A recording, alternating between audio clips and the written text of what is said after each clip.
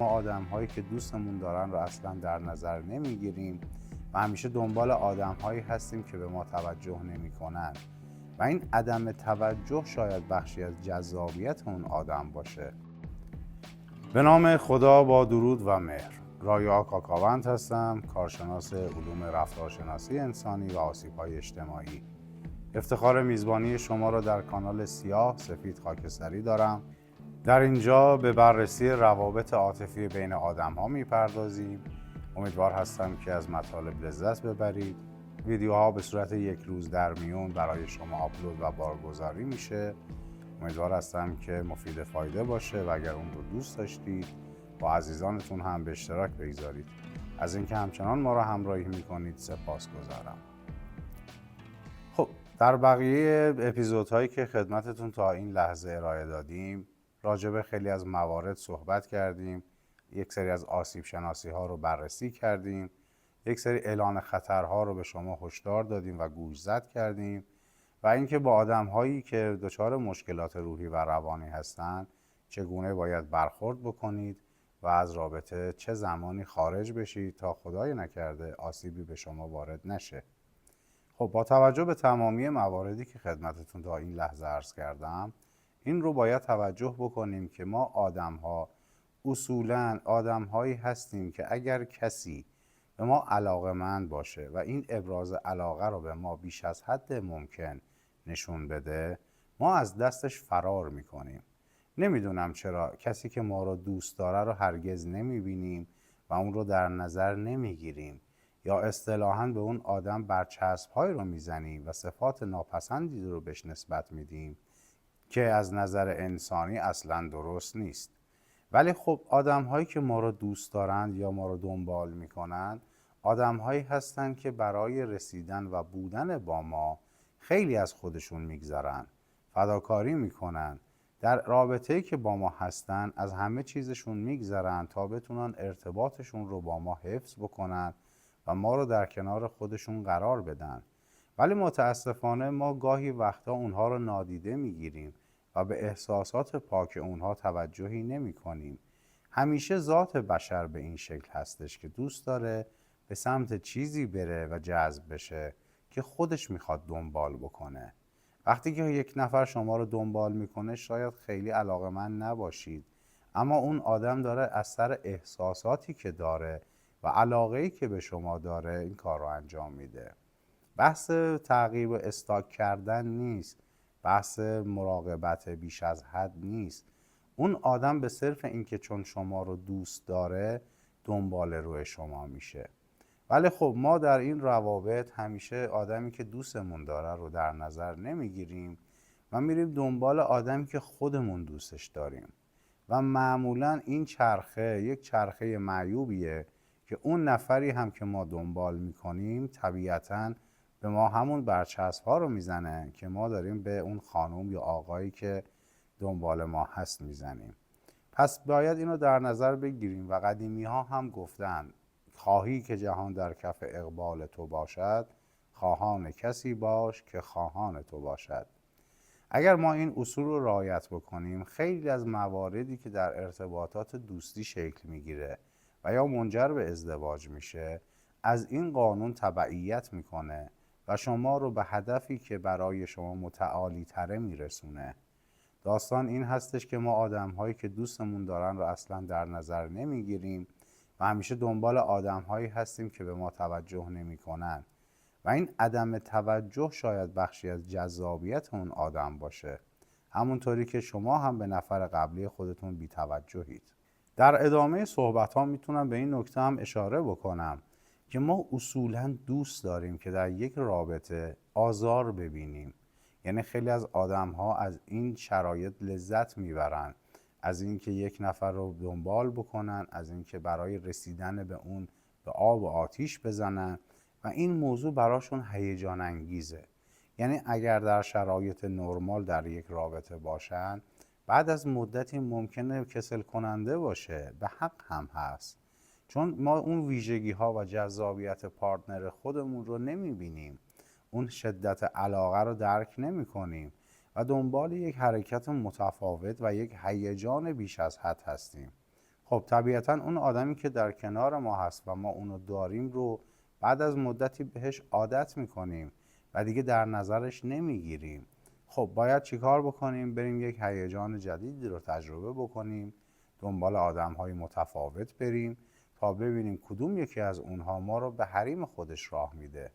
اون هم برای مدتی کوتاهی سرگرممون میکنه و بی سرانجام و بی فرجام برمیگردیم و به همون نفری که در زندگی همیار و همقدم ماست برمیگردیم. ممکنه ابراز پشیمونی بکنیم، ممکنه از کاری که کردیم خجالت زده باشیم، اما اون آدم به صرف اینکه ما رو دوست داره معمولاً آدم بخشنده‌ایه و خطاهای ما رو در نظر نمیگیره و عبور میکنه. گاهی وقتا ما خودمون این بخشش و سخاوت رو به خرج نمیدیم. خب پس باید همیشه حواسمون به آدم‌هایی که ما رو دوست دارن باشن. احساساتشون رو لکه‌دار و خدشه‌دار نکنیم. اونها رو زیر پاهامون له نکنیم، چون به هر حال هر انسانی، من بارها در ویدیوهای قبلی هم عرض کردم، دارای یک شخصیت منحصر به فرده. توانمندی های خاص خودش رو داره، زیبایی ها و جذابیت های خودش رو داره. پس باید ما هم به اونها احترام بگذاریم و نه به واسطه امیال شخصی خودمون بخوایم اونها رو کنار بزنیم یا تحقیرشون بکنیم یا شخصیتشون رو خورد بکنیم. اما متاسفانه در جایگاهی که قرار میگیریم و آدمها ابراز علاقه به ما میکنن، گاهی وقتا دچار این توهم میشیم که من چه شخصیت ویژه و خاصی هستم. نه، زمانی که احساس یک نفر با ما درگیر میشه حتما دلیل به خاص بودن ما نیست. مطمئنا اون آدم از ساده دلی که بهره‌مند هست دلش رو به ما سپرده. پس ما خودمون رو خیلی دست بالا در نظر نگیریم.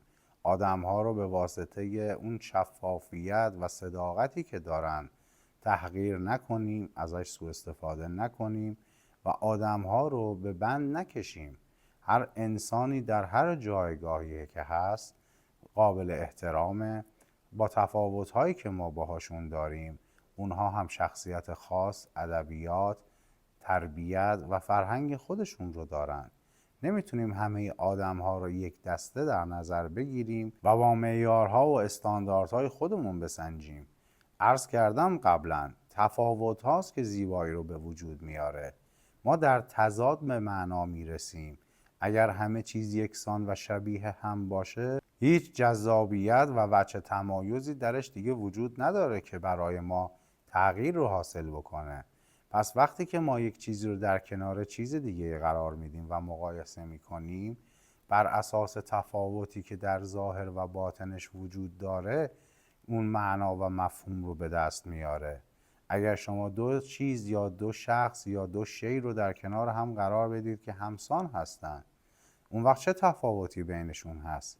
پس شما در انتخاب چه آزادی عملی دارید؟ تصور بکنید که شما یک مدل ماشین با یک رنگ و با یک شکل رو دارید. خب طبیعتاً هیچ لذتی برای شما نداره. اگر این دو خودروی شما دو خودروی متفاوت با رنگ‌ها و استانداردهای متفاوت باشه، برای شما جذابیت داره. پس دنبال این نباشیم که آدم‌ها رو یکسان ببینیم و ازشون توقعات یکسان داشته باشیم. هر کدوم از ما از نظر رفتاری، اخلاقی و تربیتی با یک سری مواردی بزرگ شدیم که این موارد بخشی از وجود و شخصیت اونها رو تشکیل داده. پس نمیتونیم با توجه به سیر زندگی که در گذشته آدم‌ها داشتن اونها رو با شرایط خودمون منطبق کنیم.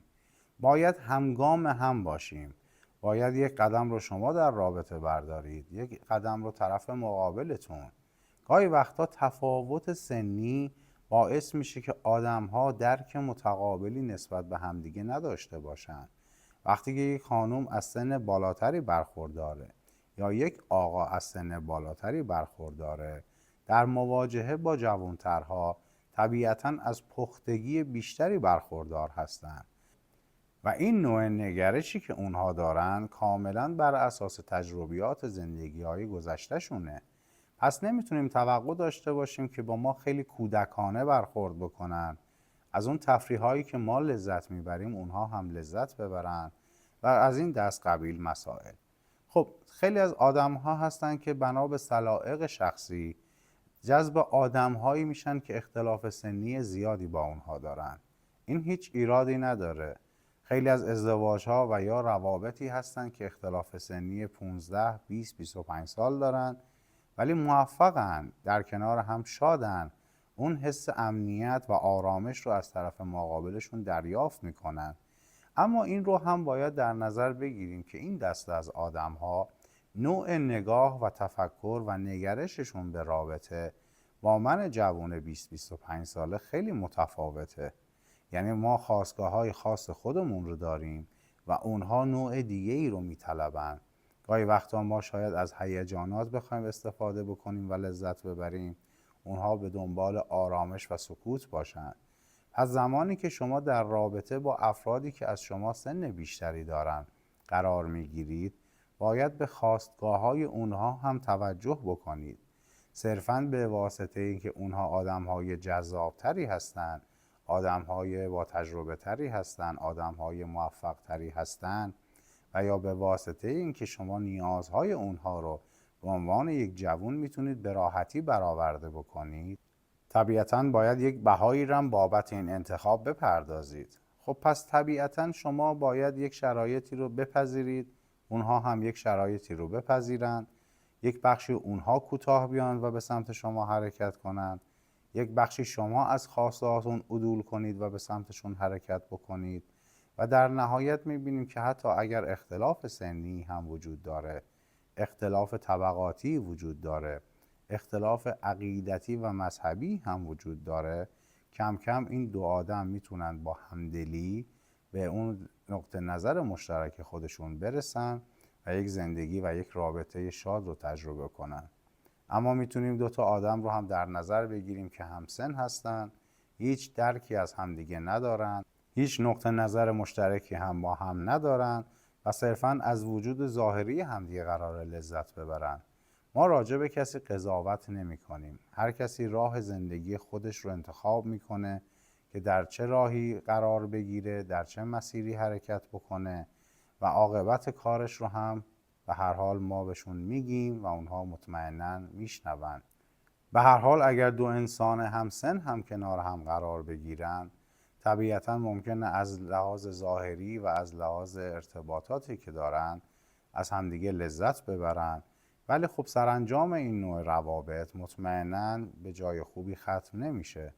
یعنی یک رابطه سطحی زودگذره که امروز من با X فردا با Y خواهم داشت. پس باید بدونیم که زمانی که میخوایم آدم‌ها رو انتخاب بکنیم، یک سری المان‌ها و استانداردها رو برای خودمون از قبل تعریف کرده باشیم تا خدای نکرده در شروع رابطه یا در حین رابطه به مسئله‌ای برخورد نکنیم که دچار دلشکستگی، افسوس و یا افسردگی بشیم. در نتیجه بخوام اگر تمام این اپیزود رو جمع‌بندی بکنم، این هستش که باید نوع ارتباطمون رو خیلی شفاف و صادقانه جلو ببریم، نوع خواستگاهامون رو مشخص بکنیم، اهداف و برنامه ریزی راجب آیندهمون داشته باشیم و در نهایت براتون همیشه بهترین ها رو آرزو میکنم. آیدی تلگرامم رو در پایین همین اپیزود برای شما میگذارم. اگر نیاز به مشاوره داشتید خوشحال میشم با پیام دادن به تلگرام بنده مسائلتون رو با من مطرح بکنید و در صورت بضاعت برای شما پاسخ خواهم داد. امیدوار هستم که در هر کجا که هستید شاد و پاینده و پیروز باشید.